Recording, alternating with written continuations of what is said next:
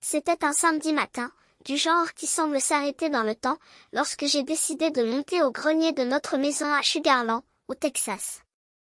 À 32 ans et avec le poids de souvenirs qui ne lâchent rien, moi, Henry Morgan, faisais face aux escaliers qui craquaient sous mes pieds.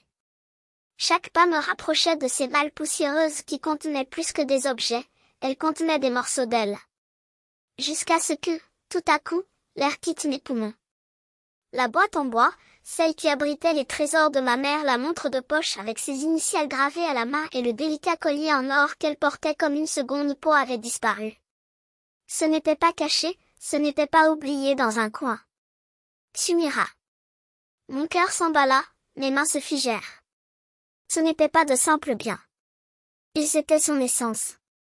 L'horloge qui rythmait nos repas de famille, avec son dos tic-tac comme un câlin. Le collier, aussi fragile que la force dont elle a fait preuve dans ses pires jours. J'avais promis de les protéger. Mon père le savait. Ma belle-mère, avec son obsession pour l'espace et les apparences, aussi. La nausée m'a envahi. Avait-il commis l'impensable échange des souvenirs de ma mère contre une fête extravagante? J'ai failli descendre en courant en criant, exigeant des réponses. Mais quelque chose m'a retenu. J'avais besoin d'une preuve. J'ai fermé la porte du grenier en serrant la main, mon esprit s'emballant, imaginant ce que j'allais découvrir. La suite vous laissera sans voix, la trahison que j'ai découverte et le prix qu'ils ont payé lorsque tout cela a été réveillé. Si vous avez déjà manqué quelque chose d'inestimable, cliquez sur le bouton d'abonnement et racontez votre histoire dans les commentaires. Parce que s'est-il passé ensuite? C'est une montagne russe d'émotions que vous ne voudrez pas manquer. Dimanche traînait comme une ombre. Le vide du grenier, là où aurait dû se trouver la boîte, m'a consumé. Chaque fibre de mon corps criait que mon père et ma belle-mère étaient derrière tout ça. Mais ils ne pouvaient les accuser sans certitude. J'ai attendu le bon moment, mon père absorbé par le football, ma belle-mère sortant avec son ami pour régler les derniers détails de sa grande fête. Entré dans son bureau, un espace exigu où ronronne un vieil ordinateur dans un coin. S'il y avait un indice sur l'endroit où se trouve la montre et le collier de ma mère, ce serait là. J'ai allumé la machine, l'écran clignotant jusqu'à ce qu'elle se réveille. Le courrier électronique de mon père était ouvert et il ne s'est jamais soucié des mots de passe. Mes doigts flottaient sur le clavier, la culpabilité d'avoir envahi son intimité me rongeait. Mais l'image des initiales de ma mère gravées sur la montre m'a poussé à avancer. J'ai fait défiler ma boîte de réception, mes factures antérieures et mes invitations à des sorties de golf. Jusqu'à ce qu'il en soit ainsi, un email de Sugarland, envoyé 2 semaines plus tôt. Objet, confirmation de vente. Article reçu. Mon estomac s'est retourné. J'ai cliqué. Le message était froid, impersonnel. Cher Monsieur Morgan, nous avons traité la vente d'une montre de poche gravée et d'un petit collier en or délicat pour $1000. Fonds déposés sur votre compte. Merci pour votre préférence. $1000. La montre qu'elle portait au quotidien, avec ses initiales entrelacées en très élégant. Le collier qui l'accompagnait dans les combats les plus durs, fendu à la ferraille. Mes mains tremblaient, serrant fermement la souris. Comment mon père a-t-il pu faire ça? Comment as-tu laissé ma belle-mère te convaincre? Je suis allé plus loin en vérifiant le dossier des emails envoyés. Et voilà, sa réponse à Lorraine, lui transmettant le message du prêteur sur gage. Lorraine, c'est fait. Maintenant, nous en avons assez pour la fête. Mieux vaut ne pas le dire à Henry. La colère bouillonnait en moi. Ils ont tout planifié dans mon dos, connaissant la valeur de ces objets. Je me suis appuyée en arrière sur ma chaise, la poitrine serrée par la trahison. L'anniversaire de Lorraine se transformait en un spectacle coûteux, elle ne pouvait s'empêcher de se vanter auprès de ses amis de la restauration de luxe, du groupe Live, de la location des tentes. Tout ça pourquoi? Pour impressionner les voisins. Et le prix? Le souvenir de ma mère, déchiré par un caprice. Je me souviens d'elle au téléphone, sa voix pleine d'excitation. C'est mon 50e anniversaire, ça va être inoubliable. J'ai même loué une scène. Inoubliable, oui. Du moins pour moi. Ces objets n'étaient pas que des choses. C'étaient elles. Et mon père les a échangés contre des confettis et du champagne. La déception faisait plus mal que la fureur. Mon père a pleuré en parlant de ma mère. Comment as-tu pu faire ça? Lorraine, j'ai même compris, elle a toujours valorisé les apparences plus que la famille. Mais lui? Cela a profondément touché. J'ai éteint l'ordinateur, l'écran s'assombrissant comme mon humeur. Mon plan était établi, le lendemain, j'irai chez le prêteur sur gage. J'avais besoin de tenir ces objets dans mes mains, de confirmer que ce n'était pas un cauchemar. Les souvenirs de ma mère ont envahi mon esprit. L'horloge, toujours présente à nos dîners, sonne comme une berceuse. Le collier, héritage de sa grand-mère, qu'elle portait près de son cœur même lorsque la maladie la consumait. Ce n'étaient pas des bijoux. C'étaient des morceaux d'elle. Et mon père a permis à Lorraine de les échanger contre une fausse nuit. La frustration m'a étouffée. J'ai serré les poings, sentant le poids de la trahison s'installer. Il ne s'agissait pas seulement d'une montre ou d'un collier. C'était une question de confiance. Et ils l'ont brisé en milliers de morceaux. Lundi matin, je me suis rendue au prêteur sur gage du centre-ville de Sugarland, les mains collées au volant. L'email de la veille est gravé dans ma mémoire. J'avais besoin de le voir de mes propres yeux, les objets de ma mère, vendus comme s'ils ne valaient rien. Les rues calmes, avec leurs pelouses impeccables et leurs chênes centenaires, semblaient m'étouffer. Cette banlieue de sourires et de vélos d'enfants ne convenait pas à de si sales secrets. Mais le prêteur sur gage, un bâtiment en briques pris en sandwich entre un restaurant et une laverie automatique, était un cruel rappel que même dans les endroits les plus innocents, la cupidité trouve sa place. J'ai poussé la porte, une cloche sonna au-dessus de ma tête. Le propriétaire, un homme d'une quarantaine d'années portant une casquette astro-délavée, leva les yeux du comptoir. « Bonjour », dit-il d'une voix rauque mais sans hostilité. « Comment puis-je aider ?» J'ai pris une profonde inspiration, essayant de me calmer. Je suis ici pour quelques articles vendus il y a quelques semaines. Une montre de poche gravée et un délicat collier en or. Ses yeux se plissèrent, comme s'il sentait une tempête. Philippe Grant se présenta en tendant la main. Je vais jeter un œil au dossier. Il feuilletait un cahier, les doigts agiles. C'est ici. Vendu par un monsieur Morgan. Un homme plus âgé est venu avec une femme. Ils ont dit qu'ils avaient besoin d'argent rapidement pour un événement. Mon estomac s'est effondré. Il n'y avait aucun doute, c'était mon père. Et cette femme ne pouvait être que Lorraine. Quel événement? Ai-je demandé, ma voix était pure tension. Philippe haussa les épaules en regardant l'écran de l'ordinateur. Elle était excitée à l'idée de parler d'une fête d'anniversaire chic. Je voulais faire quelque chose de grand. J'ai dégluti avec difficulté, imaginant Lorraine bavarder à propos de son bal des années 50, des projets extravagants qu'elle n'arrêtait pas d'annoncer. Puis-je les voir? J'ai demandé.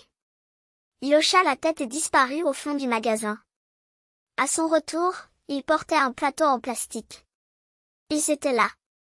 La montre de ma mère, sa surface argentée reflétant la lumière froide de l'établissement, ses initiales dansant en courbes élégantes. À côté, le collier en or, la chaîne qui brille doucement, le pendentif encore chaud de sa présence. Ma gorge s'est fermée. Ce n'étaient pas des choses. Ils étaient l'écho des rires de ma mère qui m'apprenait à pétrir la pâte à biscuits dans notre cuisine jaune, l'odeur de vanille se mêlant à son parfum. C'étaient les nuits où elle s'asseyait sur le bord de mon lit, l'horloge brillait faiblement à la lumière de la lampe, pendant qu'elle me racontait des histoires avant d'aller au lit même lorsque l'épuisement marquait déjà son visage. C'étaient les larmes qu'elle essuyait rapidement, quand elle pensait que je ne regardais pas, le pendentif du collier serré dans sa main comme un talisman contre la peur. Et ils les ont échangés contre rien. Pour une salle louée, pour des assiettes en porcelaine dont personne ne se souviendrait le lendemain, pour une fête qui durerait quelques heures, alors que sa mémoire devait durer pour toujours. Lorraine déglutit, ses doigts tordant le torchon comme si elle pouvait en tirer des excuses valables. Je ne pensais pas. Je n'imaginais pas que ce serait si important. Tu n'as pas imaginé? Ma voix était basse, aiguë. N'imaginiez-vous pas que la montre qu'elle portait jusqu'à son dernier jour, que le collier qu'elle refusait d'enlever même quand les médecins disaient que cela pourrait blesser sa peau, que c'était important? J'ai serré les poings, sentant mes ongles s'enfoncer dans mes paumes. Vous n'aviez pas imaginé, ou vous ne vous en souciez tout simplement pas? Elle recula, comme si j'avais levé la main. Henri, s'il te plaît. Nous pouvons résoudre ce problème. Je vais le racheter. Je donne n'importe quelle valeur. Le racheter? Un rire amer s'échappa. Pensez-vous que c'est une question d'argent? J'ai ouvert la boîte sur la table, le métal froid de l'horloge claquant contre le bois. Regardez-les. Touche. Ce n'est pas à toi de les acheter, Lorraine. Ils ne l'ont jamais été. J'ai fermé les yeux une seconde en prenant une profonde inspiration. Vous ne comprenez pas. J'ai touché le verre de la montre, où une ligne presque imperceptible marquait l'heure, le moment où elle l'a laissé tomber par terre lorsqu'elle a découvert que la chimiothérapie ne fonctionnait pas. J'ai glissé mon doigt le long de la chaîne du collier. Et ça? C'est laquelle s'est trop serrée, la dernière fois que je l'ai serrée dans mes bras, comme si elle pouvait m'emmener avec elle. Le silence entre nous était épais, rempli de tout ce qui n'avait pas été dit depuis des années. Lorraine a regardé la boîte, puis moi, les yeux humides mais pas avec remords, pas de la manière qui comptait. C'étaient les larmes d'une femme qui avait vu son monde s'effondrer, non pas à cause de la perte qu'elle avait causée, mais à cause de la honte qui la hantait désormais. Tu as détruit la seule chose qu'il me restait d'elle, dis-je en prenant la boîte et en la gardant contre ma poitrine. Et il n'y a pas de goûter, il n'y a pas d'excuse mignonne qui puisse arranger ça. Elle ouvrit la bouche, mais aucun son n'en sortit. Parce que nous le savions tous les deux, certaines choses, une fois cassées, ne peuvent plus être réparées. Et la confiance qu'elle et mon père ont trahie n'en faisait pas partie. Je tournai le dos et montai les escaliers, chaque marche résonnant comme une phrase. Dans ma chambre, j'ai placé la boîte dans le tiroir le plus profond de mon bureau, non pas pour la cacher, mais pour la garder en sécurité. Parce que la mémoire ne peut pas être enterrée. La mémoire brûle. Et je n'allais pas les laisser oublier le feu qu'ils avaient allumé. Propre cour. Les rideaux des maisons environnantes se fermaient à son passage, comme si l'air transportait un parfum de trahison. Et, d'une certaine manière, c'est le cas. J'imaginais Lorraine dans la cuisine, les mains tremblantes, essayant de pétrir une autre pâte à biscuits, tandis que les casseroles en cuivre cadeaux de mariage qu'elle exhibait en reflétaient son visage pâle, marqué par l'échec.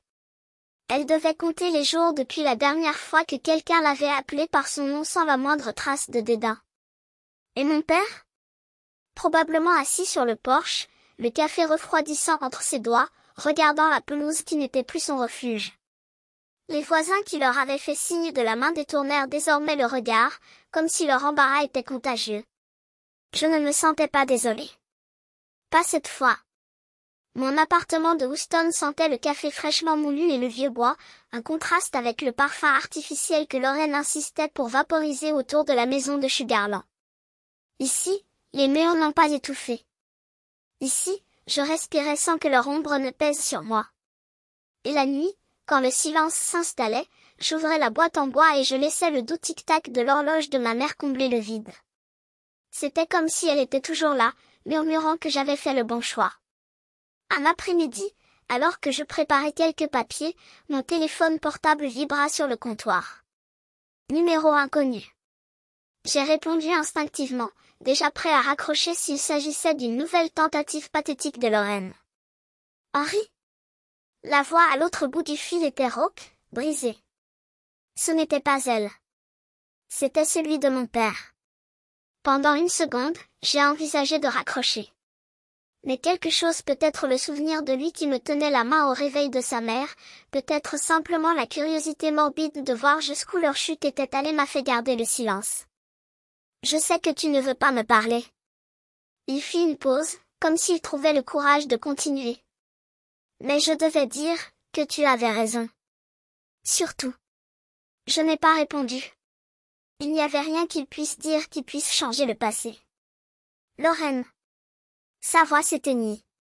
Elle n'est plus la même. Les gens ici, ils n'oublient pas. Moi non plus. Ce n'est pas mon problème. Mes mots sont sortis froids, Précis. Je sais. Une autre pause. Je voulais juste que tu saches, que je comprends. Pourquoi es-tu parti? Pourquoi ne reviens-tu pas? Le silence entre nous était dense, rempli de tout ce qui n'avait pas besoin d'être dit. Il n'a pas demandé pardon. Il n'a pas supplié. Ce n'est que finalement qu'il a reconnu le poids de ce qu'il avait fait. Prends soin de toi, mon fils. Puis j'ai raccroché. J'ai regardé mon téléphone portable, puis la boîte sur la table. Il n'y a eu aucun triomphe dans cet appel. Il n'y a eu aucun soulagement. Juste la confirmation que certains choix laissent des traces indélébiles, sur eux, sur moi, dans la mémoire de ceux qu'on aime. J'ai fermé les yeux et pris une profonde inspiration. Sugarland aurait pu se retourner contre eux. Les voisins pouvaient chuchoter, juger, exclure. Mais aucune punition ne serait aussi cruelle que celle à laquelle ils ont déjà été confrontés, la certitude qu'en fin de compte, ils ont perdu bien plus qu'une montre et une chaîne. Ils avaient perdu la seule chose qui ne pouvait être achetée, réparée ou récupérée avec de vaines excuses. Loyauté. Et alors que le soleil se couchait sur Houston, peignant le ciel en orange et violet, je savais que, pour la première fois depuis longtemps, j'étais exactement là où j'étais censé être. Seul, oui. Mais entier. Et cela, pour moi, valait plus que n'importe quelle excuse, n'importe quel thé de l'après-midi, n'importe quelle tentative tardive de réparer ce qui ne serait plus jamais le même. Cette maison, qui était autrefois une maison, n'était plus qu'un squelette de souvenirs trahis. Les ragots de Norma avaient transformé notre cercle social en un désert de regards détournés et de portes fermées. Jusqu'à ce qu'une nuit, le téléphone portable vibre sur la table. C'était un message d'Esther, l'amie de Lorraine. Elle est détruite. Elle regrette tout, mais elle ne sait pas comment affronter. J'ai posé l'appareil sur la table et j'ai regardé les mots, ne ressentant qu'un vide sourd dans ma poitrine. Les regrets de Lorraine sont arrivés trop tard et son silence actuel n'a fait que confirmer ce que je savais déjà, sa fierté avait toujours contrebalancé ma douleur. Je n'ai pas répondu. Au lieu de cela, je me suis plongée tête première dans une nouvelle routine, des lignes de code au travail, des cafés rapides avec des collègues, une existence sans l'ombre de la trahison. Quelques jours plus tard, une lettre est arrivée. L'enveloppe trembla entre mes mains lorsque je reconnus l'écriture tremblante de mon père. Harry, disait-on, j'ai laissé tomber toi et ta mère. J'ai laissé les projets de Lorraine obscurcir mon jugement. Je suis désolée, et je le serai toujours. Si jamais tu veux parler, je serai là. Je relis les mots 2 fois, la gorge serrée.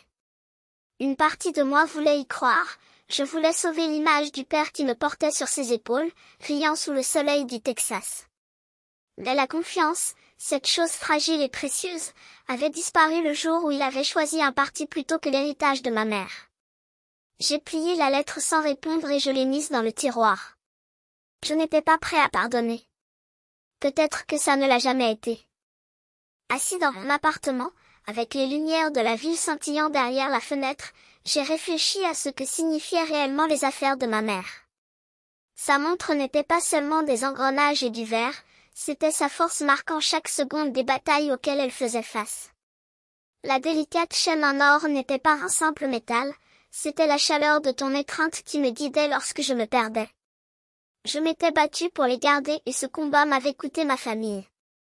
Mais cela m'a aussi appris une leçon vivante, protéger ce qui compte vaut plus que n'importe quel confort temporaire. Je vivrai selon cette vérité, quel qu'en soit le prix. Sugarland, avec son réseau de confiance entrelacé, n'a pas pardonné si facilement. Leurs actions ont résonné au-delà des murs de notre maison, transformant les voisins en étrangers. La communauté qui se réunissait auparavant pour dîner et rire les jugeait désormais à voix basse, avec des regards glaciaux lorsqu'ils les croisaient. Leur ambition avait un prix, et ils le payaient chaque jour. Je n'avais pas besoin de témoigner pour savoir que c'était la justice. Ce n'est pas seulement mon histoire. C'est un rappel, les souvenirs qui nous définissent ne sont pas de simples objets, mais l'amour, le sacrifice et l'histoire vivante. Les trahir pour un moment de gloire a coûté à mon père et à Lorraine la place qu'ils appréciaient tant. Pour ceux qui écoutent, voici la leçon, honorez l'héritage de ceux que vous aimez. Les choix égoïstes laissent des cicatrices que le temps ne peut effacer. Si je suis arrivé jusqu'ici avec vous, je vous remercie. Que ces mots résonnent au-delà de l'écran. Partagez vos réflexions si vous le souhaitez. Et si des histoires comme celle-ci vous touchent, envisagez de me rejoindre dans ce voyage, car certaines vérités sont censées être mémorisées.